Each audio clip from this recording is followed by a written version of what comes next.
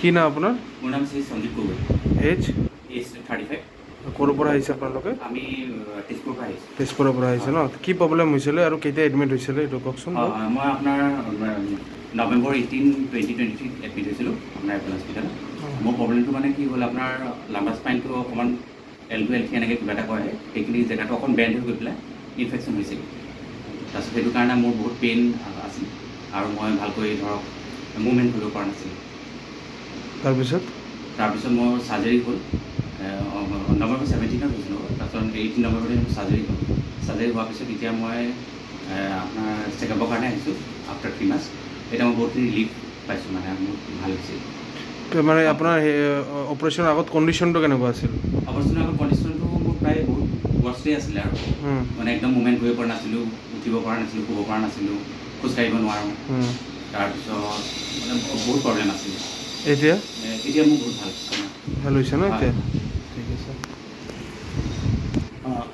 আমাৰ patient mister Sanjeev Gogoi, তেওঁ এটা L2 L3 স্পণ্ডাইলোডিস্কাইটিছ আছে আৰু তেওঁ চিভিয়াৰ পেইনত আছিল। তেওঁ খোজকাঢ়িব পৰা নাছিলে, বহুত কষ্টতে চেয়াৰত বহে বা বহুত কষ্টতে তেজপুৰৰ পৰা আহোঁতে বহুত কষ্টতে আহিছিল। চিৰি বগাব নোৱাৰে, খোজকাঢ়িব নোৱাৰে। তাৰপিছত আমি এইটো প্ৰপাৰলি এইটো বস্তু ডায়েগন'জ কৰিলোঁ আৰু সেই হিচাপে খোলা মেলাকৈ নাককেইটা ফ্ৰী কৰি দিলোঁ, মুকলি কৰি দিলোঁ নাককেইটা। তাৰপিছত তেওঁ এইবিলাক এই বস্তু স্পাইনটো আমি ৰড আৰু স্কুটি ফিক্স কৰিলোঁ। এতিয়া তেওঁ কিবা এটা মানে very satisfied with the result. এতিয়া সেইটো কণ্ডিশ্যনত আজি এতিয়া এনেকুৱা এক্টিভ হৈ আহিছে, উইদাউট ছাপৰ্ট খোজকাঢ়ি আছে। সেইটো আমাৰ কাৰণে বিৰাটেই মানে ছেটিছফাইং ৰেজাল্ট। এনেকুৱা আমি বিচাৰোঁ এনেকুৱা আমাৰ চাৰ্জাৰী পেচেণ্টৰ ৰেজাল্ট হ'ব লাগে।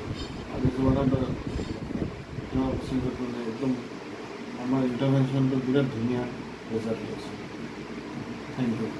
আপুনি কিয় ক'ব বিচাৰে বাইদেউ? মোৰ নাম বেছিকা গগৈ, মোৰ দাদা হয় সঞ্জীৱ গগৈ। তেওঁৰ স্পাইনৰ প্ৰব্লেম হৈছিলে। তাৰপিছত 1 yearৰ পৰা মানে বহুত প্ৰব্লেমত মানে হেৰি হৈ আছিলে, প্ৰব্লেম ক্ৰিয়েট হৈ আছিলে, বহুত ডিফিকাল্ট হেৰি পাইছিলে। তাৰপিছতে ইয়াত ছাৰক আমি কণ্টেক্ট কৰিলোঁ, ছাৰৰ ওচৰত। ছাৰে বহুতখিনি অপাৰেশ্যন কৰাৰ পিছত বহুতখিনি ইম্প্ৰুভমেণ্ট হ'ল। তাৰপিছত এতিয়া কণ্ডিশ্যনটো বহুতেই ভাল।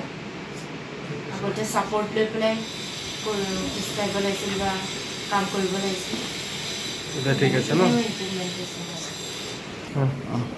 এইটো তেওঁ লাম্বাৰ স্পাইন, ইয়াতে আমি ৰড স্ক্ৰু লগাইছোঁ। এই জেগাটো আমি ফ্ৰী কৰি দিছোঁ। তেওঁ নাৰ্ভৰ পৰা বহুত প্ৰেছাৰ আছিল এইটো ঠাইত তেওঁৰ হাড় দুটা তাতে ইনফেকশ্যনটো আছিল।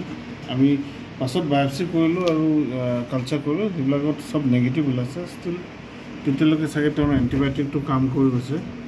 তো এইটো তেওঁৰ আগৰ ৰেজাল্টকৈ ফাৰ বেটাৰ ৰেজাল্ট। আৰু